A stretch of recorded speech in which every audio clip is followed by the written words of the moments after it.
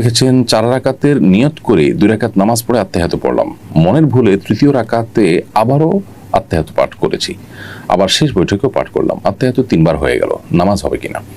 বোন জেসমিন, এরকম পরিস্থিতিতে আপনি যেহেতু তৃতীয় রাকাতে না বসে দাঁড়িয়ে যাওয়াটা আপনার কর্তব্য ছিল, কিন্তু আপনি বসে আত্তাহিয়াত পড়ে ফেলেছেন, পরবর্তীতে আপনি যখন এটা আঁচ করতে পেরেছেন, শেষে আপনাকে সিজদা সাহু দিতে হবে। সিজদা সাহু দিলে আপনার সালাত বিশুদ্ধ হয়ে যাবে ইনশাআল্লাহ তাআলা। এরপরে প্রশ্ন করেছেন কৃষিবিদ হোসনে আরা খাতুন, আপনি লিখেছেন বাবা মায়ের অমতে বিয়ে করা সন্তানকে অফিসিয়ালি ত্যায্য ঘোষণা করা হয়েছে। কয়েক বছর পর বাবা মা ফোনে যোগাযোগ করেন, কিন্তু ত্যায্য করার বিষয়টা সমাধান করেন না। যাকে ত্যায্য করা হয়েছে তার এখন করণীয় কি, যোগাযোগ রাখা উচিত কিনা? প্রথম কথা হলো যে সন্তানকে ত্যায্য করার এই বিধান শরিয়া সমর্থন করে না, অর্থাৎ শরিয়া দৃষ্টিকোণ থেকে কোনো রক্ত সম্পর্কে আত্মীয়কে আসলে ত্যাগ করা যায় না। যত অভিমানী থাকুক না কেন, তাকে চিরতরে ত্যাগ করা, তার সাথে সম্পর্ক ছিন্ন করা, এই সুযোগটা শরিয়া কোনোভাবে আমাদের জন্য রাখেনি। যার কারণে কোনো বাবা মা যদি সন্তানকে ত্যায্য করেন, তাহলে সেক্ষেত্রে শরিয়া দৃষ্টিকোণ থেকে এই ত্যায্য করার কোনো ভিত্তি থাকবে না এবং গ্রহণযোগ্যতা থাকবে না। ফলশ্রুতিতে বাবা মা যদি আপনার সাথে যোগাযোগ করেন, তার মানে তারা আপনার সাথে যোগাযোগ শুরু করে দিয়েছেন যথাযথ এবং স্বাভাবিকভাবে আপনি যোগাযোগ করবেন, বাস এটাই যথেষ্ট। ত্যায্য যেহেতু শরিয়া দৃষ্টিকোণ থেকে গ্রাহ্যই নয়, অতএব ত্যায্য আবার অফিসিয়ালি উইথড্র করার কিছু নেই, যোগাযোগ স্বাভাবিক করলে ইনশাআল্লাহ চলবে। এবং আপনারও উচিত, আপনারও কর্তব্য সম্পর্ক স্বাভাবিক করার জন্য চেষ্টা করা এবং যোগাযোগ রাখার চেষ্টা করা, এবং তাদের প্রতি আপনারও যদি কোনো অভিমান থাকে, কষ্ট থাকে, সেটাকে ভুলে মা বাবা হিসাবে তাদেরকে তাদের সাথে সদাচরণ করা এবং তাদের সাথে যোগাযোগ রক্ষা করা, এটা আপনার কর্তব্য। এমডি নাহিদ, আপনি লিখেছেন কোরআন তেলাওয়াতের সময় সিজদার আয়াত এলে সঙ্গে সঙ্গে সিজদা দিতে হবে নাকি পরে দিলেও চলবে? এর উত্তর হলো যে অনেক উলামা ইকরামের মতে তেলাওয়াতের সিজদা এটা সাথে সাথে দিতে হবে, অনেক দেরি করে ফেললে সেটা হবে না, বরং সাথে সাথে দিতে হবে। এটা অনেক উলামা ইকরামের মত, বিশেষ করে ফুকাহে হাম্বলি ফকিগণ এরকম মত পোষণ করেন। এর বিপরীতে ফুকাহে আহনাফ এবং অন্যান্য ফকিগণ এর মত হলো যে সঙ্গে সঙ্গে দেওয়া উত্তম হলেও পরে দিলেও আদায় হয়ে যাবে। কোনো কারণে কেউ যখন তেলাওয়াত করছেন তখন তার ওযু ছিল না, তিনি পরে দিলেন, আদায় হয়ে যাবে। এক্ষেত্রে ফুকাহে হাম্বলীদের মত ভিন্ন, তাদের মত হলো যে তেলাওয়াত করলে তখনই আদায় করতে হবে। এক্ষেত্রে সৌদি আরব উলামা ইকরাম, শেখ বিন বাজ রাহিমাহুল্লাহ সহ অন্যান্য ফুকাহে ইকরাম তারা মনে করেন যে সিঙ্গেলের সমস্ত সিজদার জন্য ওযুর প্রয়োজন নেই, সো বিনা ওযুতেও তারা সিজদা দেওয়াটাকে জায়েজ মনে করেন। যদিও ফুকাহে হানাফির মতে ওযু দেওয়ার জন্য সিজদা দেওয়ার জন্য ওযু করা জরুরি, যার কারণে ওযু থাকা অবস্থায় সিজদা দিতে হবে। এবং তেলাওয়াতটা বিনা ওযুতে মুখাস্ত তেলাওয়াত হচ্ছে, এরকম সময় কেউ যেহেতু সিজদা দিতে পারছেন না, অতএব তিনি পরে সিজদা দিলেও আদায় হয়ে যাবে। মাকসুদা সিকদার, আপনি লিখেছেন সফরে থাকা অবস্থায় নামাজ কাজা হলে মুকিম অবস্থায় সেগুলো কিভাবে আদায় করব? তখন কসর আদায় করব নাকি পূর্ণ আদায় করব?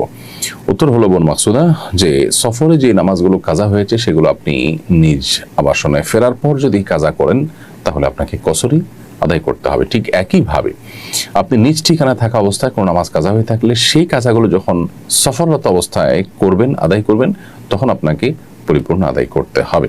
অর্থাৎ কিভাবে এই নামাজটা ফরজ হয়েছিল, যখন ফরজ হয়েছিল তখন কি কসরের ফরম্যাটে ফরজ হয়েছিল আমার উপরে, নাকি পূর্ণাঙ্গ ফরম্যাটে ফরজ হয়েছিল, সেটাকে আমাকে অনুসরণ করতে হবে। যখন আদায় করছি তখন অবস্থা বিবেচ্য নয়, যখন ফরজ হয়েছিল তখনকার অবস্থা হলো বিবেচ্য। যার কারণে সফরে কাজা হওয়া নামাজ যদি আপনি নিজ ঠিকানায় ফেরার পর আদায় করেন, তাহলে কসরই আদায় করবেন। মোহাম্মদ সোহেল, আপনি লিখেছেন বিয়ের সময় কাবিনের টাকা দিতে পারি নাই, এখন একটু একটু করে দিতে চাচ্ছি, তো কাবিনের টাকা কি আমার স্ত্রীকে দিব নাকি আমার শ্বশুর শাশুড়িকে দিব? ভাই সোহেল, কাবিনের টাকা বা মোহরের টাকা এটা মূলত স্ত্রীর অধিকার, অতএব এটা স্ত্রীকে দিতে হবে। যদি স্ত্রী শ্বশুর শাশুড়ি তারা একসাথে থাকেন এবং স্ত্রীর তরফ থেকে শ্বশুর শাশুড়ি গ্রহণ করেন স্ত্রীর সম্মতিতে যে হ্যাঁ তাদেরকে দাও, স্ত্রী বলে দেয়, তাহলে আপনি সেটা দিতে পারেন। কিন্তু নর্মাল এটা স্ত্রীর অধিকার। বিশেষ করে বিবাহের পর যখন আপনি থেমে ধীরে ধীরে দিচ্ছেন, ভেঙে দিচ্ছেন, তখন তো আপনি এটা স্ত্রীর কাছে দিতে পারেন। শ্বশুর শাশুড়ির কাছে দেওয়ার তো কোনো যৌক্তিকতা নেই। আপনি স্ত্রীকে দেওয়ার পর এবার স্ত্রী তার টাকা তার বাবা মাকে দেন বা অন্য কাউকে দেন, এটা একান্ত তার ব্যাপার। অতএব এই ব্যাপারটা আমাদের একটু বিশেষভাবে খেয়াল করা দরকার, কারণ আমাদের মেয়েদেরকে আমরা নানাভাবে বঞ্চিত করি। এর মধ্যে মোহরের টাকা আদায় করার ব্যাপারে অবহেলা কিন্তু চরমে। মিডল ইস্টেও এই জিনিসটা আছে যে মহরের টাকা, বিশেষ করে মিডল ইস্টের অনেক দেশেই শ্বশুর শাশুড়ির কাছে অর্থাৎ মেয়ের বাবা মার কাছে দেওয়া হয়। যদিও সেখানে মহরের টাকা বিয়ের আগে পরিশোধ করা হয়, দেখা যায় যে মেয়ের সাথে লেনদেনের যেতে মেয়ের বাবার সাথে লেনদেনটা স্মুথলি হয় এবং সহজে হয়, তখন তাকে দেওয়া হয় এবং এই টাকাগুলো অনেক ক্ষেত্রে মেয়ে পায় না, এরকম অভিযোগ আছে। তো এটা দুর্ভাগ্যজনক। আমাদের সমাজেও এই জিনিসটা যাতে না হয় আমাদের খেয়াল করা দরকার এবং মহরের টাকা এটা স্ত্রীর অধিকার হিসেবে স্ত্রীর কাছে দেওয়া উচিত। রশিদা বিনতে রহিদুল, আপনি লিখেছেন, আমার বোন আমার কাছে তার স্বামী শাশুড়ি সম্পর্কে অনেক কথা শেয়ার করে, এটা কি গীবতের অন্তর্ভুক্ত হবে কিনা? পরিবারের লোকদের ব্যাপারেও যদি কোনো দুর্নাম করা হয় তাদের পেছনে, সেটাও গীবতের অন্তর্ভুক্ত হবে। সেখানে আপনার বোন যদি তার শ্বশুরবাড়ির সম্পর্কে, শ্বশুরবাড়ির কারো সম্পর্কে সমালোচনা করে, সেটা অবশ্যই গীবতের অন্তর্ভুক্ত হবে। বিধায় আপনার বোন তার স্বামী কিংবা শাশুড়ি সম্পর্কে কোনো নেগেটিভ কথা আপনাদের কাছে বলা উচিত না। তবে হ্যাঁ, যদি তার কোনো সমাধানের জন্য, ধরুন তিনি স্বামী দ্বারা শাশুড়ি দ্বারা নির্যাতিত, অতএব তার নির্যাতন থেকে তিনি রক্ষা পাওয়ার জন্য আপনাদের সাথে যদি শেয়ার করে, যাতে করে আপনারা পরামর্শ দিতে পারেন, উদ্যোগ নিতে পারেন, তাহলে সেটা ভিন্ন কথা। কারণ আল্লাহ রাব্বুল আলামিন কোরআনে কারিমে বলেছেন, লা ইউহিব্বুল্লাহু জাহরা মিনাল কাওলি বিসসুই ইল্লা মান যুলিম। যে মাজলুম তার মানে মন্দ কথা হলেও সেটা বিধেয়, অর্থাৎ মন্দ কথার প্রচার আল্লাহ তাআলা পছন্দ করেন না। কেউ খারাপ কাজ করেছে তো সেটা প্রচার আল্লাহ পছন্দ করে না, কিন্তু সেই খারাপ কাজটা যদি আমার প্রতি জুলুম হয় তাহলে সেটা আমি প্রচার করবার ইখতিয়ার রাখি। সো আপনার বোন তাদের দ্বারা জুলুমের শিকার হয়ে থাকলে আপনাদেরকে বলতে পারেন, সেটার বিহিত করবার প্রয়োজনে। এছাড়া তাদের ব্যক্তিগত ত্রুটি বিচ্ছুতি এগুলো নিয়ে হাসাহাসি গল্প করা, এটা আমাদের সমাজে কমন একটা কালচার, বাট এটা অনুচিত। একজন মানুষ, তৃতীয় পক্ষ যিনি উপস্থিত নেই এখানে, তাকে নিয়ে নেগেটিভ আলোচনা আমাদের বন্ধ করতে হবে। এমনকি সেটা পারিবারিক পরিমণ্ডলেও যদি হয়, পরিবারের সদস্যরা দেখা যায় একজন আরেকজনের পেছনে তার অগোচরে এ ধরনের গীবত শেখায়েত বা তাকে নিয়ে সমালোচনা করার কাজটা করে থাকেন, এটা যে নাজায়েজ সেই অনুভূতিটুকু আমাদের অনেকেরই কিন্তু নেই।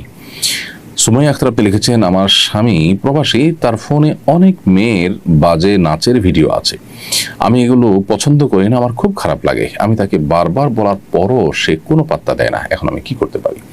বোন সুমাইয়া, আপনি আপনার স্বামীকে অসৎ কাজ থেকে বাধা প্রদান করবেন, যেটা আপনি করছেন, এবং সে যেন নিবৃত্ত হয়, সেজন্য যাদেরকে দিয়ে নাসিহা করা সম্ভব হয়, যদি সে ক্ষুব্ধ হয়ে না যায়, চেষ্টা করবেন তাদেরকে দিয়ে নাসিহা করার। এরপরও আপনার যত উদ্যোগ নেওয়ার সুযোগ আছে সবগুলো নেওয়ার পরও যদি তিনি তার গুনাহ থেকে সরে না আসেন, তাহলে সেক্ষেত্রে তার দায় দায়িত্ব তার উপরে, আপনি আল্লাহর কাছে দায়ী থাকবেন না। স্ত্রী হিসাবে আপনার কাছে খারাপ লাগা কাজ করবে, সেটা খুবই স্বাভাবিক, এবং একজন ইমানদার হিসাবে, একজন মুমিনা হিসাবে এ ধরনের গুনাহ আপনার ঘরে করা হচ্ছে সেটি দেখে আপনার খারাপ লাগবে, সেজন্য আল্লাহর কাছে দোয়া করবেন, আল্লাহ যেন তাকে হেদায়েত দান করেন। এবং স্বামী স্ত্রীর মধ্যকার সম্পর্কটা আসলে এতটাই আপনার নিবিড় এবং এতটাই ঘনিষ্ঠ সম্পর্ক যে আসলে একে অন্যকে চাইলে বেশিরভাগ ক্ষেত্রে প্রভাবিত করতে পারে। কৌশলে, মহব্বতে, ভালোবাসা দিয়ে স্বামীকে তার কাছ থেকে আপনার কাঙ্ক্ষিত বিষয়টা আপনি আদায় করে নেওয়ার চেষ্টা করতে পারেন। যদিও সব মানুষ একরকম না, কিন্তু বেশিরভাগ ক্ষেত্রে এটি পসিবল হয়, অতএব আপনি সেই চেষ্টা করবেন। এরপর প্রশ্ন করেছেন রিয়াদ হোসেন, আপনি লিখেছেন, বোন ও মা পর্দা না করলে আমি কি গুনাহগার হব?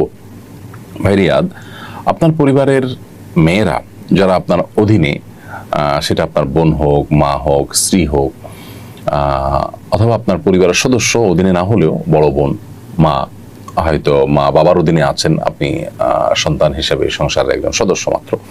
তো এরকম পরিস্থিতিতে আমাদের পরিবারের মেয়েদেরকে সৎ কাজে আদেশ এবং অসৎ কাজে বাধা প্রদান করা আমাদের কর্তব্য। সো তারা যদি কেউ পর্দানশীল না হয়, পর্দাহীন হন, তাহলে তাদেরকে আল্লাহর এই মহান ফরজ বিধান সম্পর্কে অ্যাওয়্যার করা, সচেতন করা, এটা আমাদের কর্তব্য। অতএব সেটা আপনি করবেন।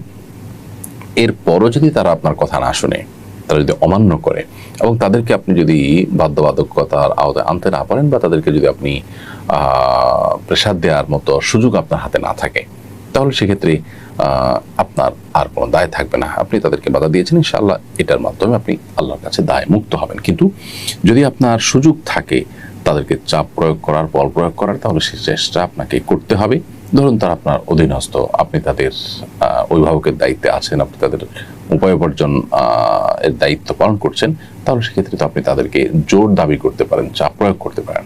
অতএব সেটুকু আপনাকে করতে হবে তাদেরকে গুনাহ থেকে বাঁচাবার জন্য।